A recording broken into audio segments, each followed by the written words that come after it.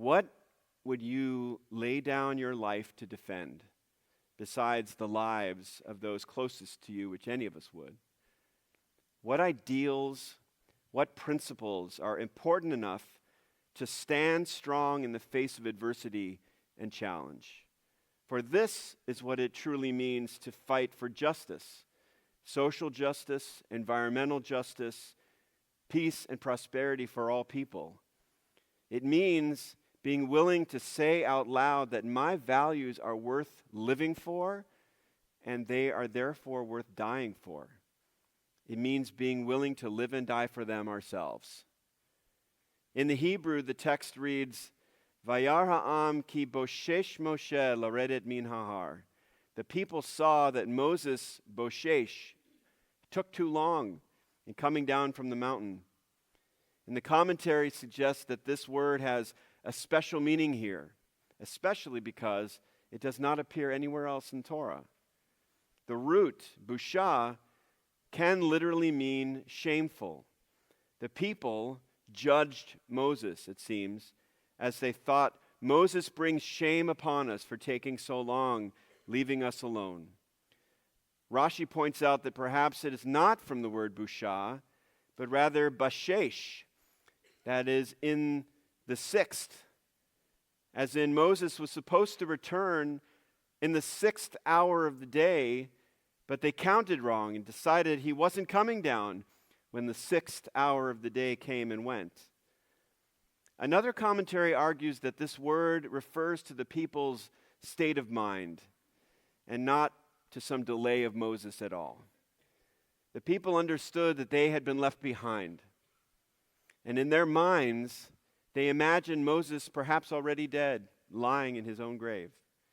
And the people of Israel became so confused that they allowed fear to take control. They ended up building an idol which reminded them of some familiar territory, even if it's slavery that they're remembering. Let us remember this ancient narrative and the lesson that it contains. We are asked, each of us, and in every generation, to search deep within ourselves. And just like the 4 adult B'nai Mitzvah that we celebrate tonight, to answer the call of the divine and God's ethical mandate for a better world. May we hear this call and answer not as the Israelites did in the time of Mount Sinai, with trepidation, with fear, and with anxiety, but rather as Esther did when asked to stand up for the Jewish people during the times of Purim, of Haman and Achashverosh, as her cousin Mordechai compelled her to. May we learn also to stand proudly for our Jewish values as we learn to live them in every place and every time, in each generation anew. It is a pleasure now to hear words of affirmation from our adult B'nai Mitzvah. A few thoughts on the Israel trip that we experienced together, for the most part, and their thoughts on what it means to them to be standing here in this moment.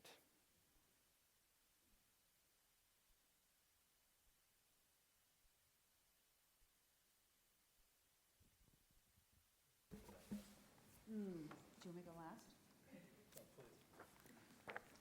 Rabbi's making it up to me because when we were in Israel, he forgot about me. No, never. I know it's hard to believe, but he actually did. For this evening, I wanted to shorten my speech from Israel to share with all of you because I didn't have an opportunity to do so with my family and my friends in my community. When Moses leads the Jewish people to the edge of the Red Sea, they arrive at a moment that must have felt impossible.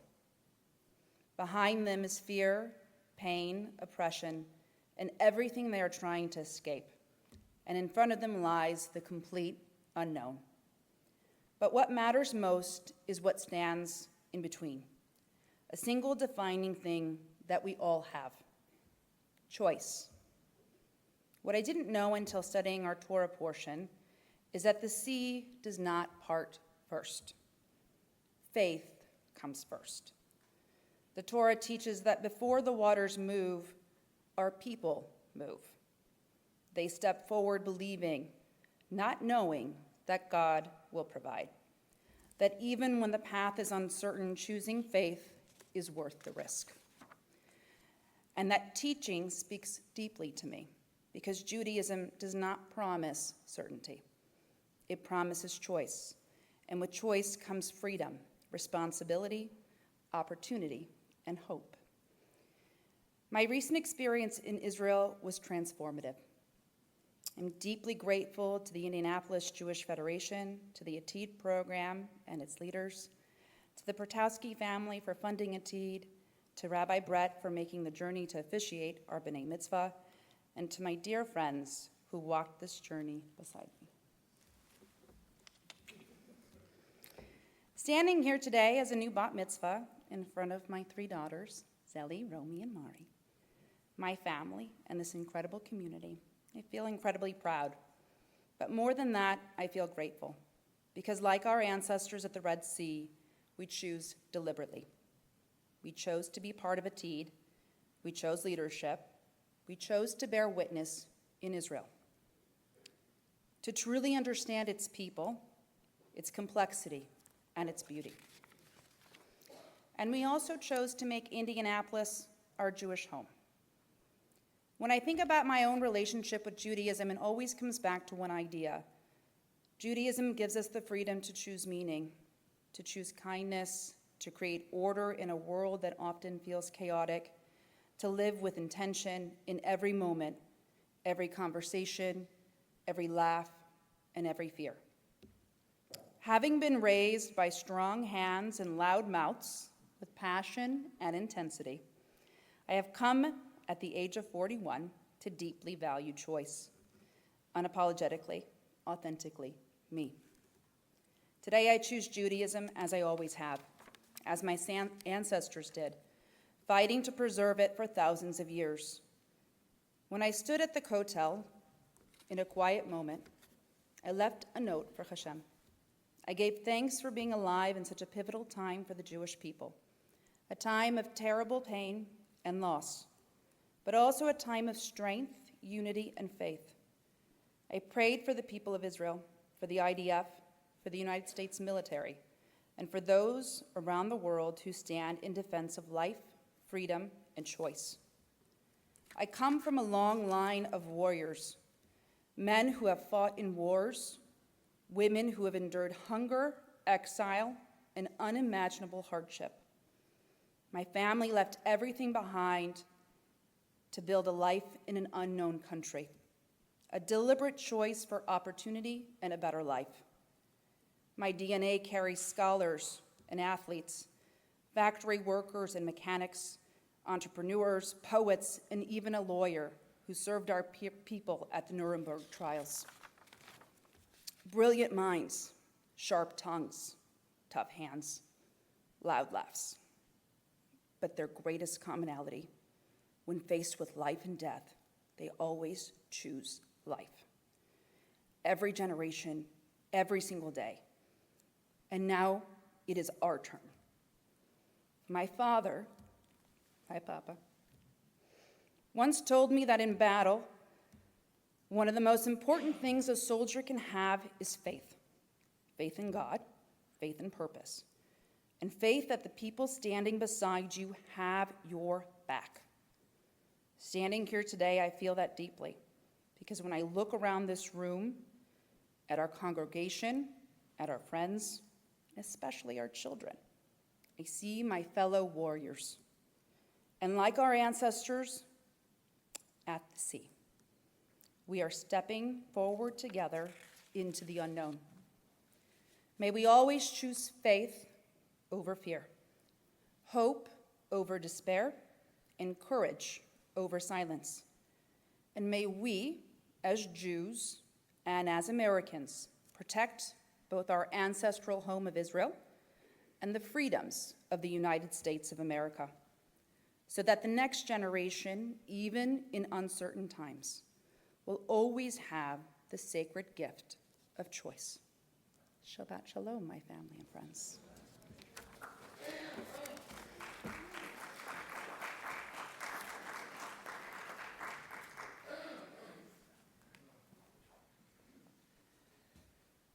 Good evening and Shabbat Shalom. I'm honored to be here tonight on this stage at this moment. I will be remiss not to acknowledge the Jewish Federation of Indianapolis for making this trip happen. For specific individuals there, Margot Fox, Barry, Marlo, who's here tonight, and then Rabbi Brett for traveling to Israel to be with us. So thank you for that. When I was on the trip, there was a dear friend of mine who's here tonight, Miss Vicky Daniel, who spent time texting me while I was there. This was my first time to Israel, so this trip was very personal to me, both as a Jewish American, as a Black American. And she sent me a text that said, you are being responsible for your own truth and liberation. You're on your solo journey with God. And that's what I felt throughout the trip and the time there. I had a lot of personal, private moments, including a moment at the wall where I had a picture of my mother, who's deceased, who was a big part of my journey in pursuing Judaism. I had a picture of my mother, and I had a picture of my daughter, Aria, who's here tonight. And I kissed those pictures, and I prayed for Aria's future, and I thanked my mother for my past and my foundation. And so the trip was something that I've said changed my life. Jerusalem was magical. It's like nothing, no place in the world. And I am just inspired in my life going forward by my time there. Again, I want to acknowledge Aria and want to say that I love you. And again, I took a prayer with me there in Jerusalem. I want to thank her mother, Denise, for holding things down while I was away in Israel. And I want to thank all my family and friends that are here tonight. I appreciate you, and thank you for taking the time to be here at the synagogue this evening. The last thing I'll say is that when I was at the hotel on that Friday night, and you feel like everybody is there. And I went into this trip like I'm going to a foreign country, Israel. But once I got there, I felt like I was home. And I've never felt more Jewish than I did in that moment on that Friday night, Shabbat, in front of the hotel. So again, thank you, Jewish Federation, for making this happen. And to all my fellow cohorts, we bonded. We are friends for life. Friends for life now. I love you, and I'm rooting for all of you. Shabbat Shalom.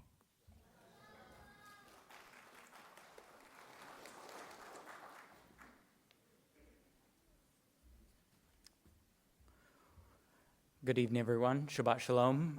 My name is Andrew Lodolo.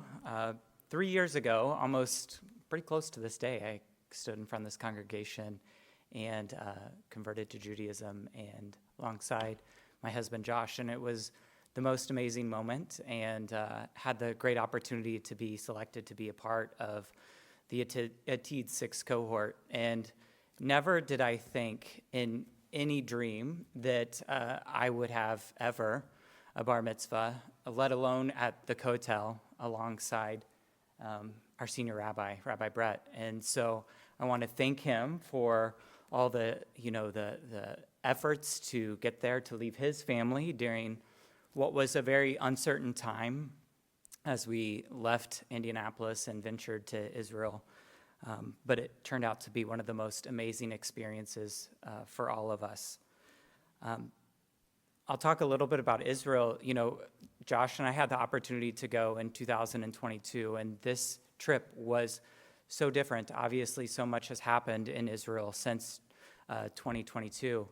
And we stood on the border of Lebanon, and we stood in Kibbutz Nir Oz, right on, in the Negev desert, right near Gaza. And we saw some of the most challenging moments of the Israel people. And it was, I think as Jewish Americans going over there and speaking and feeling this deep sense of sadness of what they endured and have endured for so long, and unfortunately are enduring further at the moment.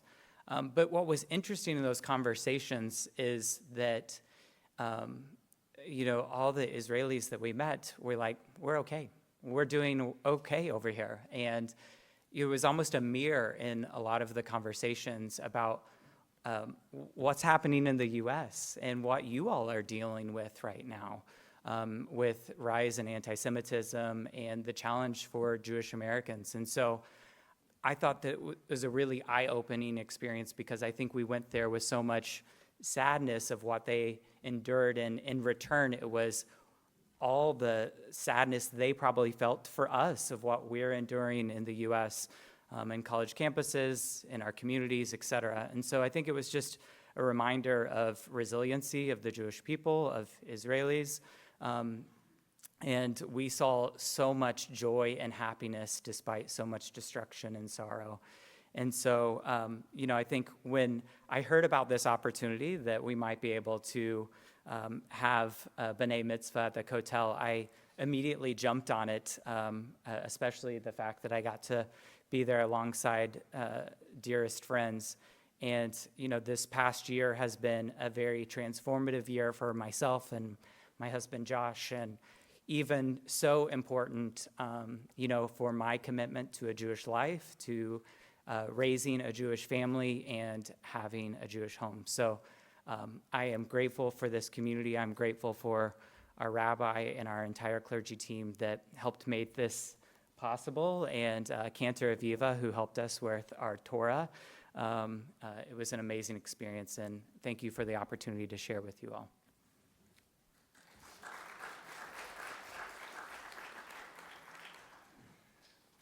These are obviously tough acts to follow, so